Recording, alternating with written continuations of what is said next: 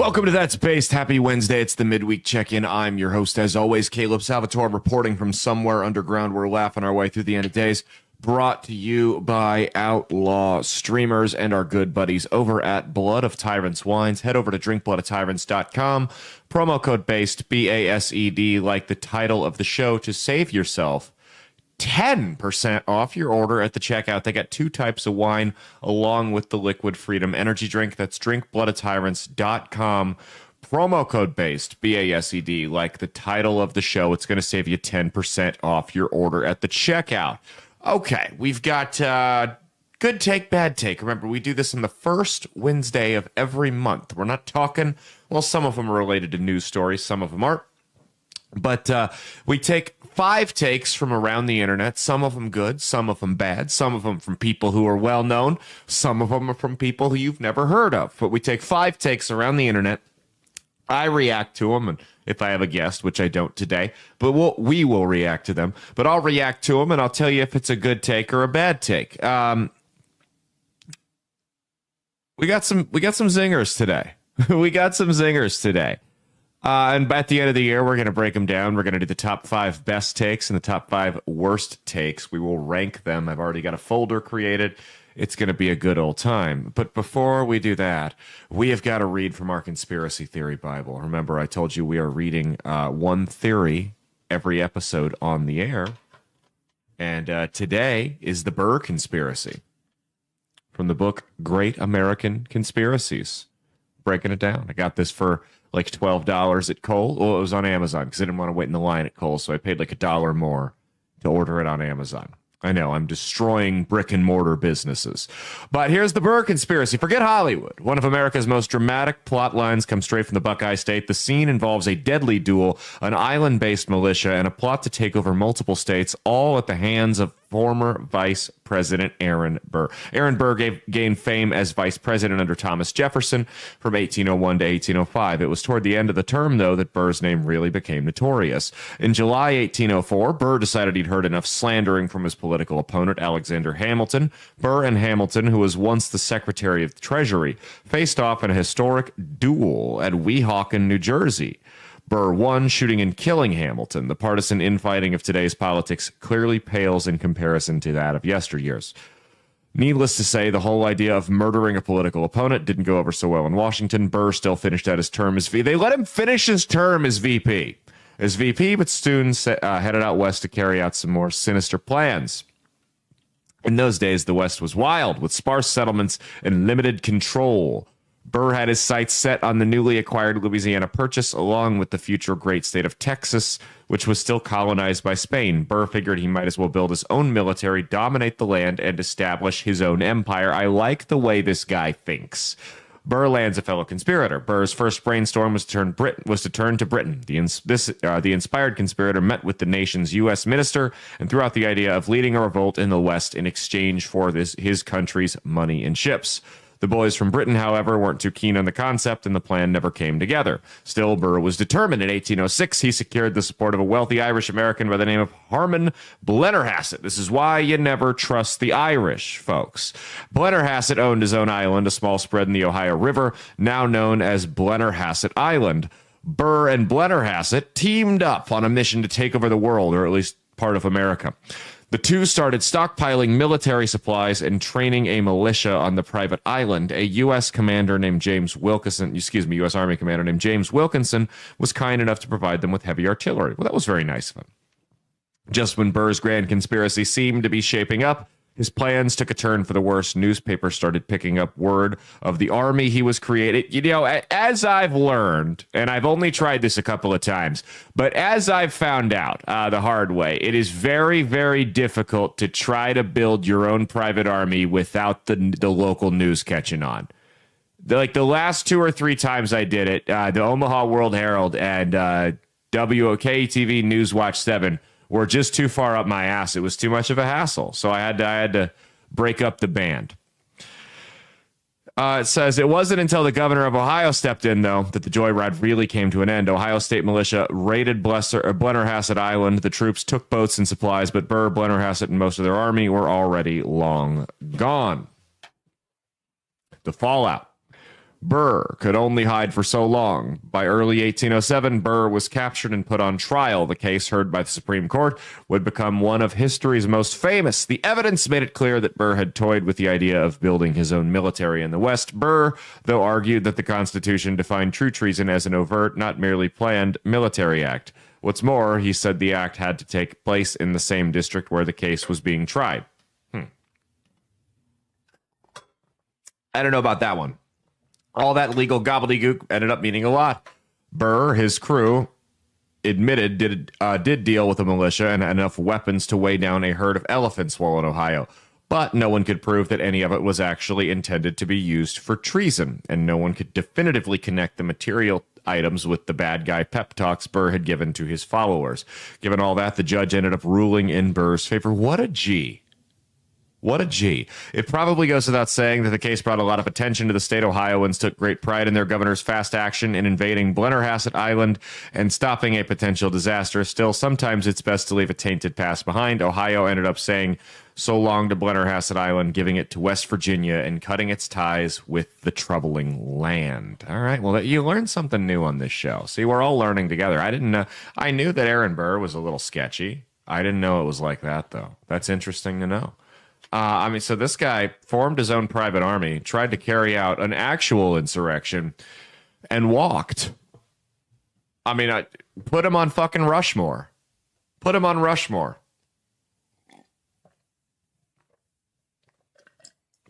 Man, I love this country. Okay, good take, bad take. Before we do that, though, shout out to our sponsors, Firecracker Farms, firecracker.farm, not .com, .org, or .net, firecracker.farm, with the promo code BASED, BASED, like the title of the show, going to save you 10% off your order at the checkout on their product, Hot Salt, which is a combination of Mediterranean sea salt, scorpion pepper, Carolina Reaper, and ghost pepper. Hot Salt goes great on everything, made with love from a family farm.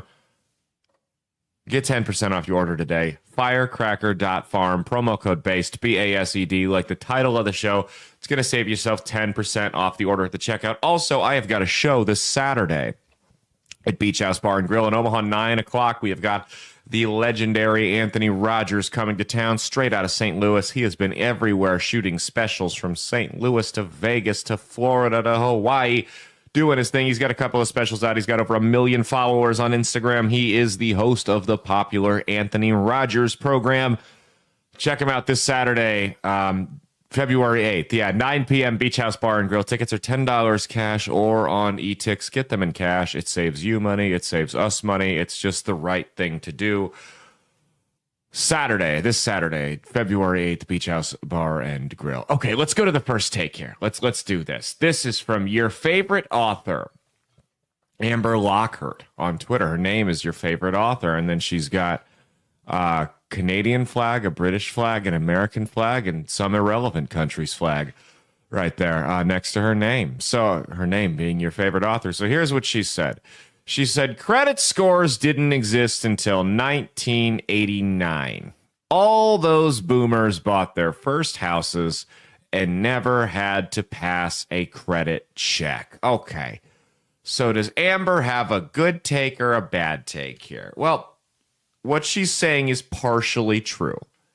The first half is true. Let's break it down. The first half, credit scores didn't exist until 1989. That is the correct take. If she would have stopped there, my job would have been easy. This would have been a good take because it just would have been a mere statement of fact, and it probably wouldn't even have been on this show today. But she didn't stop there, like most women have to do. She continued to run her mouth until something incorrect came out of it. Ooh, am I being sexist today? I'm so sorry.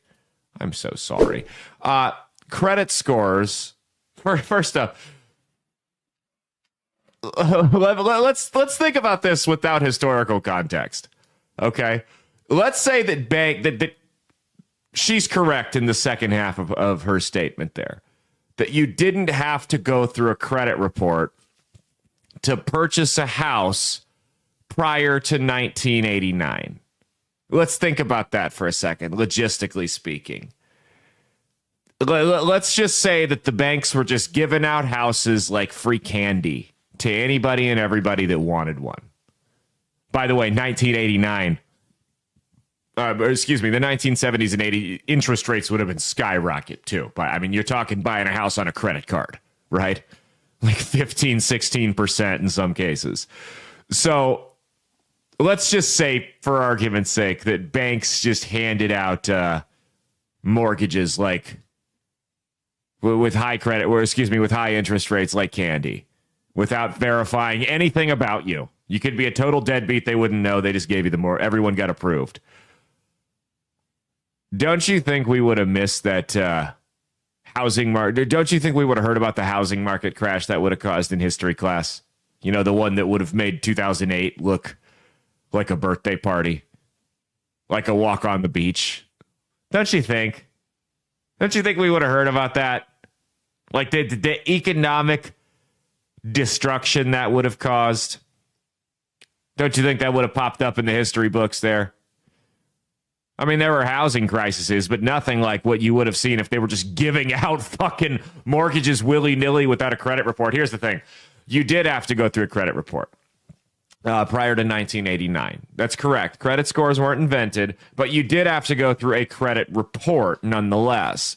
That credit report consisted of the bank or the mortgage company or whoever going out and obtaining all of that information piece by piece, which was a much more timely and expensive process than merely sending a request out to a couple credit bureaus and seeing what your score was, who you owed, who you had paid, who you hadn't paid, things like that. And as we know, in corporate America and in a capitalist free market society, when a company has to undergo expenses to get their end of the deal done, unless you've worked it out otherwise, which is very rarely, more often than not, those expenses get passed on to you, the consumer. So while now, yeah, we have I'm not saying the credit score system is perfect in this country. I think it's stupid that I paid a student loan off the other day and my score dropped 15 points. I think that's idiotic. But nonetheless, the idea that it was so much better prior to that is laughable. There was also another thing, a couple things that were considered prior to credit scores. A couple things that there was before there was a set standard in the financial industry that would help them approve you, and whether they admitted it or not, it didn't matter. It still went on. It was called your race and gender. Your immigration status. Were you an were you from another country? Were you a black person? Were you a woman? It may be a little bit more difficult prior to the establishment of credit scores for you to get a loan because, like I said, there was no set industry standards for the banks to refer to. So just something to keep in mind. Your favorite author goes in the bad take category for take number one. Take two. Let's go. From Matt Moore, this is about Bonnie Blue, the OnlyFans whore that had sex with over 1,000 men in 24 hours. Yes, she's repulsive. He said, let's look at what the simp of the year here says. So let's see. A boxer can use their body and literally get the crap beat out of them, long-term neurological issues, even death, but that's okay. A football player can risk head injury, death, long-term injuries using their body the way they choose, and that's okay also. A woman, on the other hand, who makes a decision and wants to do something with her own body is icky. People, you all need to grow up. If you don't like it, don't watch it. No problem. If you don't like the idea of it, don't have sex with 1,000 guys. What she does in her life does not matter to you in any way, shape, or form. Let people live their life the way they choose. If they choose to make money off their body, that's their decision. So here's my thing on this. Let's unpack this piece by piece. First off, these first two paragraphs where he's talking about a boxer and a football player. Can we stop? Can we stop talking about, we're assuming they're making money here because we're comparing a professional porn star to a professional boxer and football player. Can you stop acting like a professional football player or a professional boxer who's dedicated large portions, if not all of their life, to perfecting their craft and getting good at that sport, at staying in shape, eating right, getting up on time, doing all the little things, going to practice, going to training, whatever the case may be, so they can show up and perform at their fights or on game day. Can we not pretend that that's the same thing as somebody laying down and taking 1,000 dicks in 24 hours? That's not the same thing as fucking on camera, and you know it. So he says, a woman, on the other hand, wants to make a decision. You all need to grow up. If you don't like it, don't watch it. Okay, no problem there. If you don't like the idea of it, don't have sex with 1,000 guys. What she does in her life does not matter to you in any way, shape, or form. So, couple things here. I don't care if it's a man or a woman. If a man decided he was going to have sex with 1,000 women in 24 hours for his OnlyFans, I would be just as repulsed by that guy. Okay? Just let's set the baseline here. He would be just as repulsive to me. Just as repulsive. Simply because whereas the boxer and the football player who have become, elite at their crafts, at very, very difficult tasks, that's something impressive and something that they've put themselves out there and I think is honorable because they've shown dedication and discipline and a whole slew of other redeeming qualities, whereas someone who just decided to fuck 1,000 people has shown none of those things, right? So it's not the same thing. It's not the same thing. One is, yes, their body is taking punishment, but that's not the reward here, right? The money's not even the reward. The reward is that these professional athletes get to do what they love for a living and continue to play the games that they love in most cases. Her reward here is solely money. She doesn't enjoy this. You saw the look on her face, right? We played the video, or not. We didn't play that video, but we played the aftermath video on the show when this news story was trending here. This idea that what she does in her life does not matter to me in any way, shape, or form. You know what? You're right. It does not directly affect me if she sleeps with 1,000 men on OnlyFans. You're 100% correct. It doesn't. But you know what? That doesn't mean I don't get to have an opinion on it. It doesn't affect me if, you eat 6,000 calories a day and balloon up to 450 pounds, but I still think you shouldn't do it. It doesn't affect me if you shoot up heroin every day and overdose in front of your children, but I still don't think you should do it. So let's stop with this. Let people live their life the way they choose. Yeah, if what you're choosing isn't hurting anybody and you do want to make money off your body, go ahead and do it. But I'm going to judge your decisions. I'm going to judge your decisions because at the end of the day, there is no discipline required.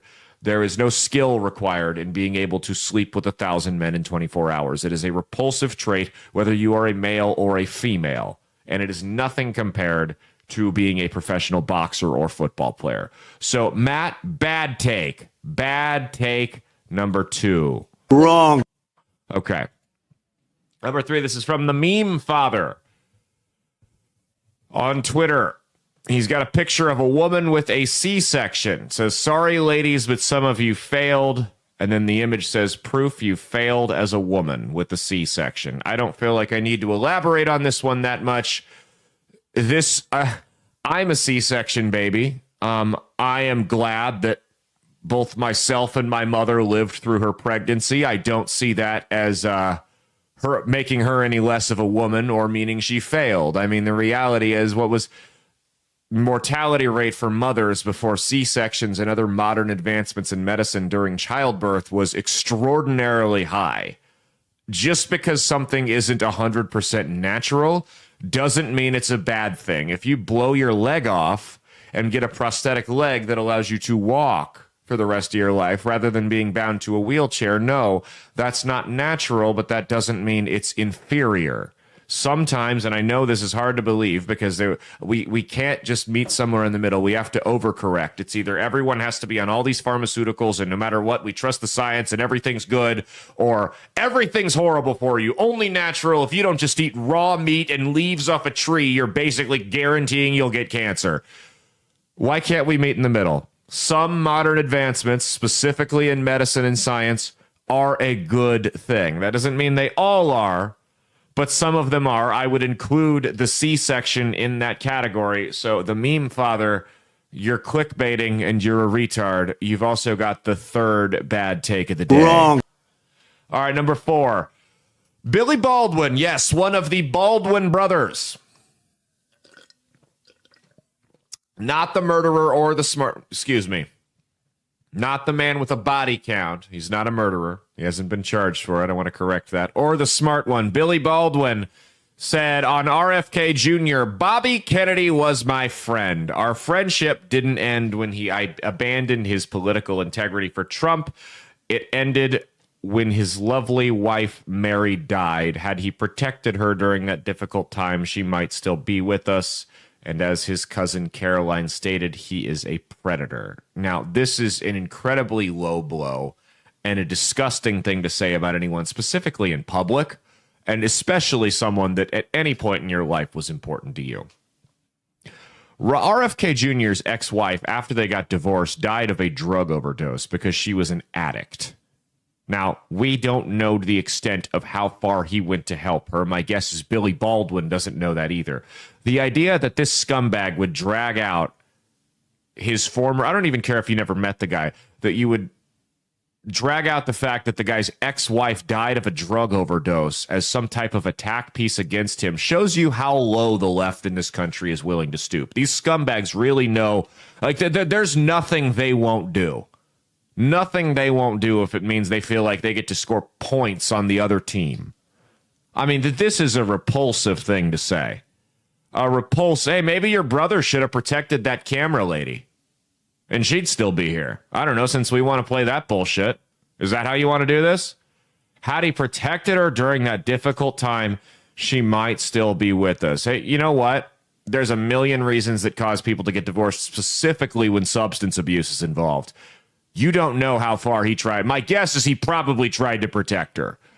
And then she made it clear at some point that she didn't want to be protected. And he walked away. Once they get divorced, that ain't his problem anymore. I hate to break it to you, but that's how it goes. And then the last part there, his cousin Caroline stated he's a predator. But you just said you were friends with this guy for a long time, right? Up until like 2012 when his wife died. And now you're trying to get out in public like a douchebag. Why were you friends with a so-called predator, Billy? What were you helping him on these excursions or what? If he was listen, I've had friends in the past who the way they behave around women makes me uncomfortable, right? I don't hang out with those guys anymore. If I deem you to be a real predator, I'm not going to be around you. I've had guys say things to me that they thought were totally normal, sounded totally normal. And that was the last time I ever saw him because it was such a repulsive thing for somebody to say. Believe it or not, I'm not the misogynist that some folks try to paint me as. I'll give you an example. I had a guy years and years, over a decade ago I used to work with, and I had just gotten back from Rockfest, River Riot, one of the big rock music festivals, right, that was in town. And this guy was telling me, he was a friend of mine, he was telling me about how he went to one of those festivals a couple years prior. And that girl was crowd surfing. And you know how girls dress at those festivals. And he told me that people were just groping her. And I was kind of like, oh, that's disgusting. And I thought he was pointing out, how repulsive those men were being by groping women who couldn't do anything to stop it. And then he told me that he decided to just make a grab at her. And he told me he put his hand right up her skirt and grabbed her. So the last time I spoke to that guy. Because that's how real men behave when they're around an actual predator. Billy Baldwin is either lying about RFK Jr. being a predator for political gain, or he befriended and enabled a so-called predator for God knows how long. Pick one. Billy Baldwin, bad take. Wrong. They're all bad takes. What am I doing? I didn't get any good ones this week. Let's go to the last one, number 5. Oh, you already know it's going to be... You see a guy in a wheelchair, it's probably going to be a bad one. Not the guy making the take is not the one in the wheelchair. For those of you listening, the picture is the one in the wheelchair. So it's a picture of Texas Governor Greg Abbott, who is in a wheelchair, Hot Wheels as we call him on this show. And this user named Danny on Twitter said, so if I understand the maggot, which side note, dehumanizing your opponents while simultaneously calling them Nazis, do you not understand the irony here or whatever? If I understand the maggot way of thinking, this guy can be governor of Texas, but not an air traffic controller. Now, of course, he's referring to some of the Trump administration's complaints about DEI and the air traffic control industry under the Biden administration that may or may not have led to that plane crashing into that helicopter in Virginia last week, which we will talk about on the Saturday show. You know, we didn't cover that last week because I felt a little weird speculating when we didn't even know who the people were that were involved. Bad deal. I wasn't going to do it. We'll talk a little bit about it this Saturday. I still feel a little weird talking about it. We'll talk about it more on Saturday, though. But on the big show, watch that before you go to the Anthony Rogers show that night. Have a good night. You'll have lots of Caleb that night. Good time. So if I understand, okay. What he's referring to is the Biden administration, and we'll talk more about this on Saturday, made a concerted effort to hire more air traffic controllers with disabilities. And like I said, we'll go into further detail on that Saturday. This is an intentionally disingenuous bad take here. Wrong. Intentionally disingenuous bad take. This guy's either the biggest idiot in the world or he knows what he's doing. And he's trying to manipulate people and rile folks up. There is a difference between the ADA and DEI. And I'm going to break it down real quick to you in like 30 seconds. The ADA says that you cannot refuse to hire this guy solely because he is in a wheelchair, unless the job requires that he do something with his feet, like physically demanding, right? DEI states that not only do you have to hire this guy in the wheelchair, you have to hire him over people who can walk that are more qualified than him. That's the difference. Greg Abbott is not a DEI hire. This is a stupid thing to say. It doesn't even make any sense. I don't know. Would he be a good air traffic controller, or would you hire him just because he's in a wheelchair? Because he's not a DEI hire as governor. He's governor of Texas because he's done a pretty damn good job down there. That's why he's been reelected. I think he's going on his 4th term. He's done a damn good job down there, given the tools he's had to work with specifically over the last couple of years. That's not a DEI hire. This is exactly when MAGA talks about getting rid of DEI. People like Greg Abbott are examples of why we don't need it. Because, no, you don't need to be able to walk to be an effective governor. It may be harder to sell yourself as a candidate, but whatever. To be good as a governor, though, you don't need to be able to walk. He got where he is because of merit. They didn't hand him the job because he was in a wheelchair. Now, if he rolled into that's a bad, I didn't mean to. That's funny, though. If he rolled, we're going to roll with it. Fuck, no pun intended there.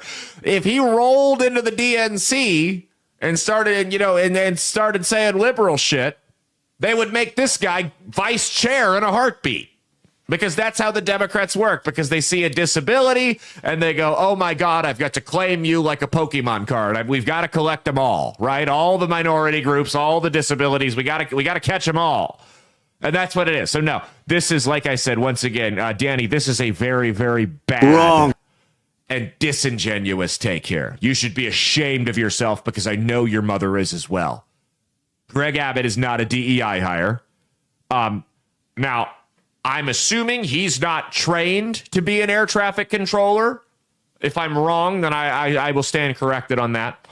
So, yes, he's probably more qualified to be governor than an air traffic controller. So if we're going to act like you're just asking a question in good faith, which I'm pretty sure you've never done in your entire life, then yes, for argument's sake, we would say he can be governor, but not an air traffic controller, simply because he's got a lot of political experience, but has never trained in the art of air traffic control. Nothing to do with the fact that he can't walk, merely his background. Merely his background. The same way I can host a podcast, but I can't play in the NBA. It's nothing to do with the fact that I'm white. It's just that I suck at, well, I don't suck, but by NBA standards, I suck at basketball. I'm a very average, I'll be like the 7th best player on your city league team in the C League. You've got a solid squad. If I'm like your 6th man, 7th guy, right? On a team 8 or 9, you got a solid team, right? Now I've played on teams where I'm like the 2nd or 3rd best, and those teams suck. Those teams blow. You don't want me on that team.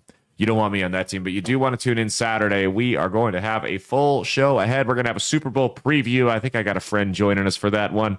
Super Bowl preview. We're going to be talking the tariffs that never were. The tariffs that never. What else are we talking about? Let me see. I'll pull it up and give you a preview because you're going to want to tune in. We got a jam-packed show. Oh, we're talking the tariffs that never were on Saturday. We're going to talk about, or maybe they will be someday. I don't know. We'll talk about them if they do show up. We're going to be talking about, oh, now it's not working.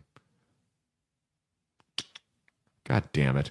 We're going to be talking about the LGBT minus the Q. That's right. They are finally distancing themselves from that toxic letter. We're going to be talking about, oh God, what else? The Department of Education potentially being abolished. David Hogg, the Department of U.S. Aid. Like I said, the plane crash and some more immigration updates, along with an interesting news update on Joe Biden. All that and more. You don't want to miss it this Saturday for the big show. We will see you then. We'll also see you that night, 9 p.m., Beach House Bar and Grill. Anthony Rogers. Tickets $10 cash at the door on e-tix. See you then. Cheat on your taxes, not your spouse. It's tax season, by the way. Go file those things if you haven't already. I'm waiting on like 3 more things. I still can't do it. And we're not going to owe money this year. We broke even. I'm thrilled. Cheat on your taxes, not your spouse, and stay based.